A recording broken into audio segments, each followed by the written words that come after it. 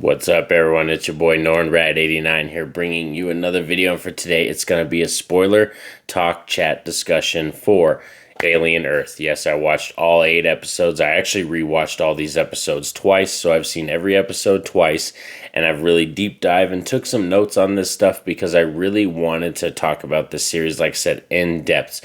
So that's a spoiler warning right off the bat, right here in the intro, letting you know we will be talking spoilers for this show. So if you haven't seen Alien Earth, it is currently streaming on Hulu. I highly recommend you watch it. Me, for like just right off the bat, before we get into spoilers and my actual deep thoughts, I still recommend you watch this film, especially if you're a sci-fi fan and you're a fan of the Alien franchise and the Predator franchise. I highly recommend you stream this show. So go watch these 8 episodes and then come back to this video so you can watch my spoiler discussion, because today we're going to talk about the plot. We're going to talk about the music, production design, the Lost Boys, Morrow, everything. We're going to talk about a ton of stuff in this video, so it's going to be a long one. Let's do this. Roll it.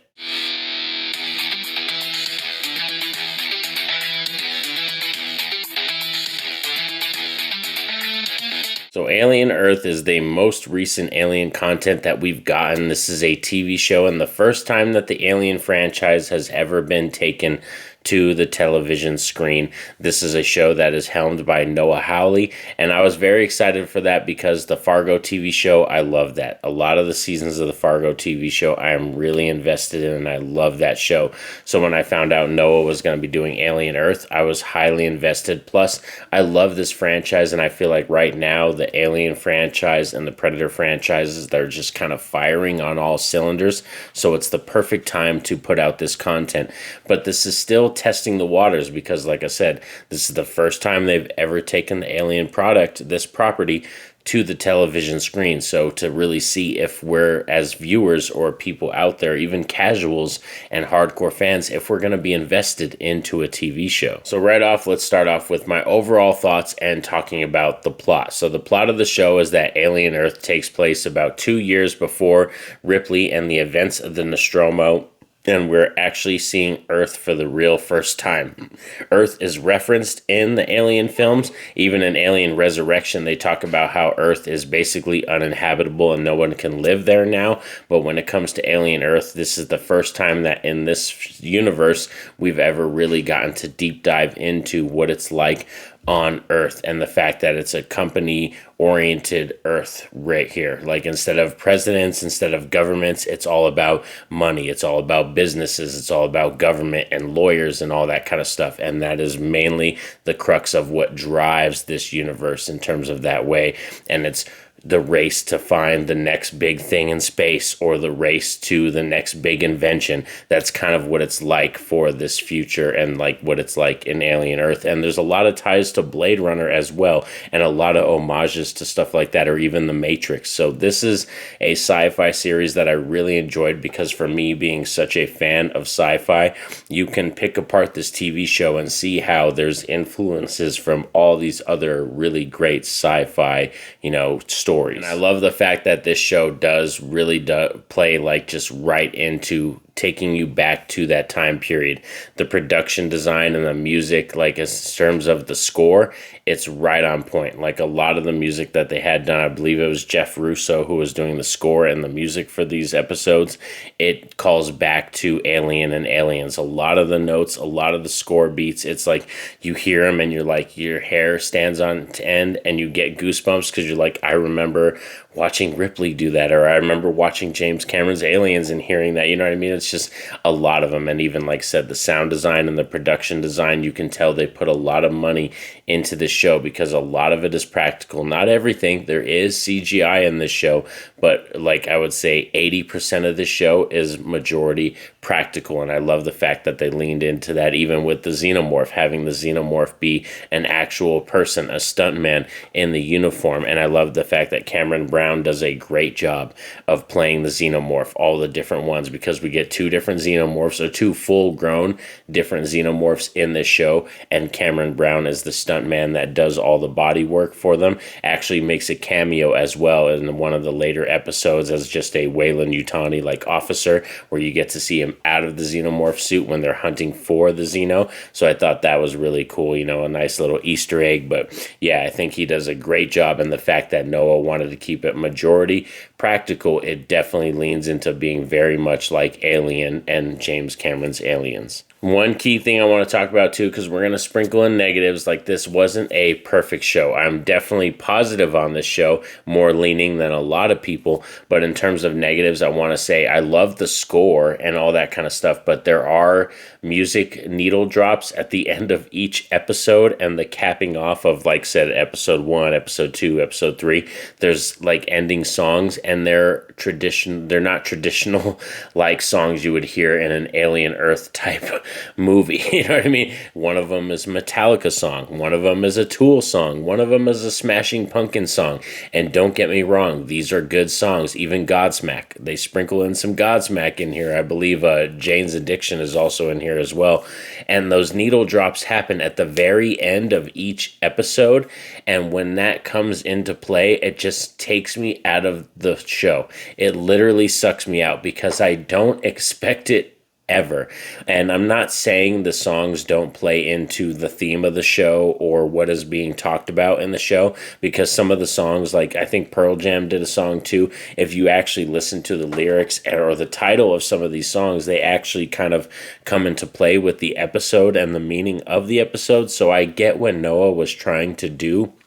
It's just because these certain types of songs, they just literally suck me right out because I'm not expecting them. And it happens every time at the end, and it kind of makes me frustrated at the end of every episode. Let's talk about The Lost Boys, which was a big problem I noticed with a lot of fans or a lot of people that was watching the show. And there isn't a ton of people watching the show, which I'm quite surprised, but I highly recommend you all go out watch the show. But in terms of like negatives, I heard a lot of people talking crap about The Lost Boys, which are characters that are created by the Boy Cavalier, who is the leader of Prodigy, which is one of the companies that exists in this timeline. And what he does is he's trying to take children who are sick children, who are dying children, and he wants to take their consciousness or their mind, their memories, and implant them into synthetic bodies. That way they can live longer and live forever. Like they'll basically live forever if they don't get destroyed. So the concept is they want to create immortality, but they have to use children minds because they're easier to transfer into and easier to control, of course, with company-wise, into what they think, the synth bodies. And Boy Cavalier is the leader of Prodigy, and that's the main new thing that they're trying to do. And the Lost Boys is a group of characters helmed by Wendy, who is our lead Lost Boy, and then there's Smee and Snips and Isaac and a bunch of the others and stuff like that, and even Slightly. So we have, and then Jane is another character as well, and they're all children that were gonna die or were sick, and then Prodigy ended up moving them into synth bodies. And I feel like this was the main problem for a lot of people in this show. For me, as a fan of sci-fi, and like I said, as a fan of Blade Runner, a fan of The Matrix, I've been a fan of Alien since I was a child. I'm always like fascinated with the concept of AI and what is a soul, or what is, actually, humans. Like, what does it mean to be human? And I like the fact that Alien Earth, evolves that into its storyline. This is a story that it's not just about xenomorphs. Alien Earth is a TV show that's just not centered on xenomorphs, and I love that factor because this show is about building the lore, building the universe that we know of this franchise, because we know for a fact that eventually we're going to be getting probably some more Alien versus Predator stuff, because in Predator Badlands we have a Weyland-Yutani synth in the trailer, so we know for a fact that they're probably going to try to connect these two franchises again. And I love the fact that this show has a really good lore building and world building aspect to it. So I'm a huge positive on that. So I understand why some people might be upset though, because the Lost Boys, they're grown-up actors and they have to act like children and they have children dialogue. So I understand why some people got very upset. There was an episode that got kind of grating on me. There's 8 episodes in the show. And when we got to about an episode 6, which was The Fly, when we got to that episode, I was feeling the dialogue getting a little grating when it comes to the children characters. But the actors are great. All the actors in the show, I think they nail their roles. It's just some fans and some people were very upset with what they tried to focus on in this show. When it comes to negatives with the Lost Boys, for me, is that some of them get shortchanged. It's because we have a limited amount of episodes, and that's another negative you're going to hear from me, is like, I understand, I really get it. Nowadays, why we're shrinking down to 8 episodes. You're going to get more money to put more into production value and graphics and all this kind of stuff. And it's just going to be, you're going to be able to make it seem like a movie. But this is a show that definitely needed like 2 or 3 more episodes, and that definitely would have helped it. And you're most likely going to hear that from me with just about any TV show that comes out now, because I hate the fact that we have to shrink it down to 8 episodes. I'm a person that wishes it was 10 to 12 episodes, and that is a perfect length for me to try to nail down a story. Because when you think of it, this is like 8 movies, but when you have these characters, the Lost Boys, when there's so many characters, we have Jane, we have Wendy, we have Nips, we have Slightly, Shmi, we have all Isaac, we have all these characters plus the other side characters that are not even Lost Boys, and it's hard to focus on them. And I feel like some of them get shortchanged. Like Isaac is just literally a scientist boy that likes to follow Kirsch and is literally his lapdog. Then we have Jane, who is a character who is kind of interesting and I thought was really cool, but her storyline gets brought up in one episode and then it's literally forgotten next week, and we don't really hear about it until we get to episode 8 again. And then it doesn't matter, because by the time we got to that, we forgot about it already because we didn't focus on her at all. So like, that's what I mean. Some of the Lost Boys, I feel like they get shortchanged because we have a limited amount of time. Even though it is 8 episodes, like I said, it's about 8 hours, that's like 8 movies almost. And it's just like, we still are shortchanged with some of these characters. Let's talk about Boy Cavalier, who is the leader of Prodigy and one of the main kind of antagonists in this TV show, and a lot of people's most hated character. And I love this actor. He does such a fantastic job of playing this character and is completely well deserved of the hate. And you're such a good actor when you basically, I watch so many reactions and a lot of the people I talk to, they hate this character, and that's a mark of a good actor when he's able to take that material. He's a character that is supposed to be resented and hated, and how every fan base feels that way. That actor knocked it out of the park. And I think Boy Cavalier does a great job because it basically represents those trillionaires that have so much money and they think they're so smart and they just want to spend their money on the next new toy, and they want to just discover the new thing, and they want their name on a plaque. You know what I mean? It's just that thing. It's all about, meeting the next big threshold, but also talking to someone smarter, which Boy Cavalier brings up in one of the early episodes. I believe it was episode 2, that his main goal for creating these children, these Lost Boys in this TV show, was to talk to someone smarter, to make the new threshold of human evolution, you know what I mean? And that's what I mean, like having that character and then you just hate him so much. It does come into a negative a little bit when we get towards the end. I will talk about more about that later, but I think Boy Cavalier, the actor, does a great job, and I feel like he's the perfect representation of some people, I'm not going to say any words, but there are people out here right now in the trillionaires and billionaires that we know that act similar to this character. And I think that's why he's so easy to hate on as well. And, you just really want him to get his comeuppance. Next up, we're going to talk about one of my favorite characters, and that's Morrow, played by Babou Ceesay. I hope I got that name right. I really respect you, because Morrow is highly one of the best, most loved, and greatest characters we've had since Ripley. I'm not even joking you. Like, in terms of Morrow, this is such a interesting, rich character that they introduced and created for this show. And just for this character, if you're going to watch the show for any other reason, this is the main reason for me, is Morrow, because I think just to see this character in action and to experience this character, I highly recommend you watch the show, because it's great cinema acting and the way that he portrays this character and just the stuff that goes down in this show. Like, you're in support of this character, but it's such a dark,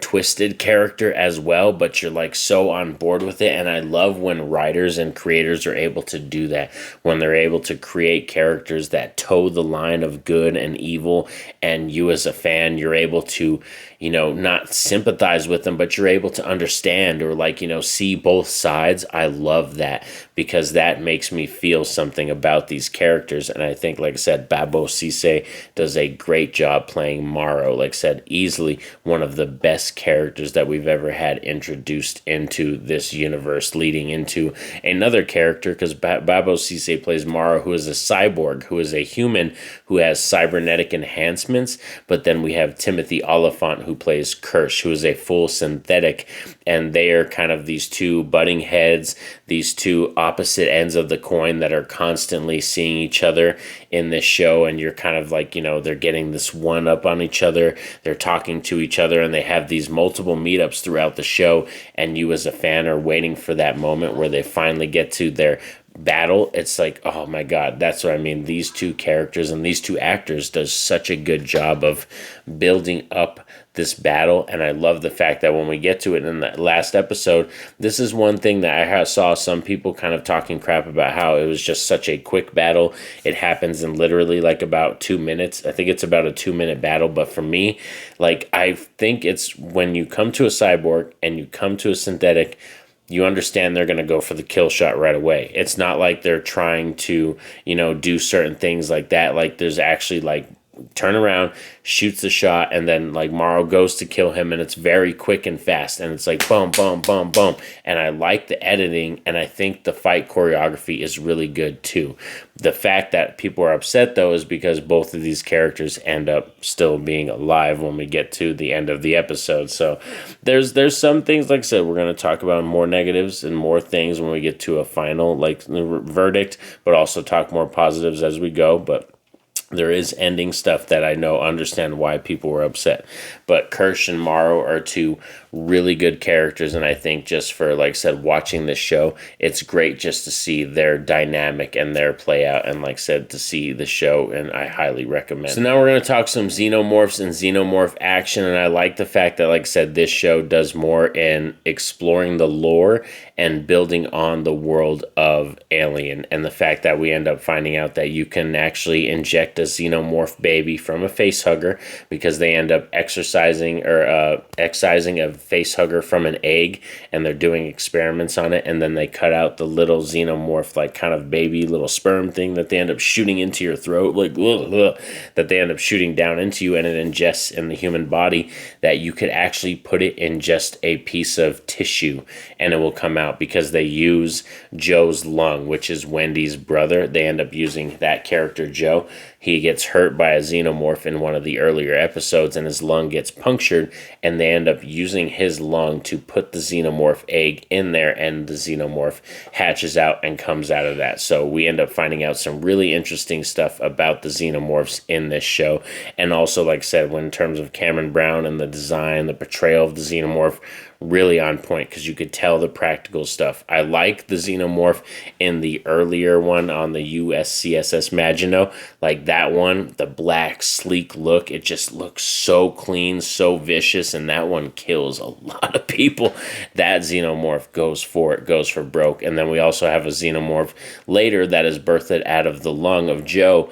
And I think maybe that's another reason why that Xeno connects with Wendy, because it's the first person that it meets and she's able to speak the language. That's one thing we really didn't discuss. That is a huge part of the show, is that Wendy is able to speak and hear the language of the xenomorphs, and the fact that she is the first one to meet the xeno that has come out of Joe's lung. I feel like that's a reason why she bonded with it, almost like imprinting on it. I want to talk about Twilight fans, imprinting on the Xeno at such a young age and stuff. So I feel like the design of the Xenomorphs were great, and we got a lot of good action, gory moments, a lot of kills. And for me, I don't see the problem with it, because I think we got plenty of good Xenomorph action in this TV show. Now let's talk about the ending of this show and the future of Alien Earth, because spoiler alert, this show ends on a huge cliffhanger for just about every major storyline. So that's one thing for sure, is like, I understood after I watched episode 8, I knew for sure this was going to be leaving a lot of fans frustrated, because this is a show that set up a lot of storylines, and that's another reason why I said we needed more episodes.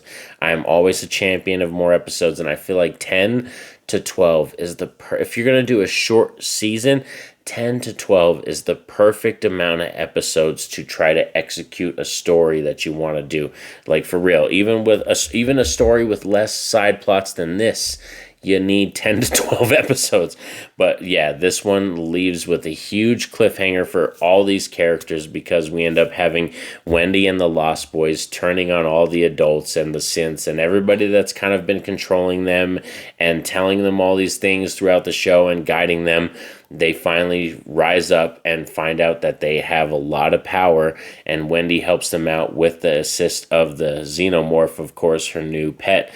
And they freaking go for it, and they end up taking over this island and lock up all the adults. So we have Boy Cavalier, we have Kirsch, we have Morrow, we have Dame Sylvia, all locked up in this cage that the Lost Boys were locked up in.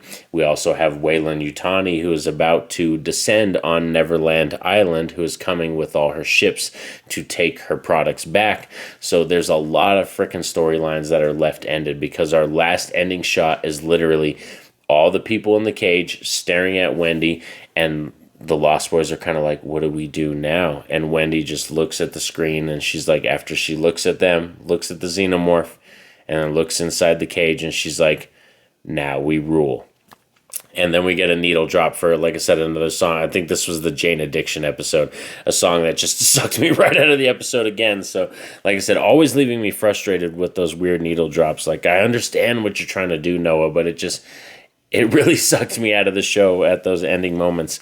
But when it comes to the end, like I said, for me, I'm very excited. I'm high on the show, and it's kind of weird, because this was a show, when you think about it as an 8-hour show, think about it as like, oh, it's multiple movies, because this is like how long it was.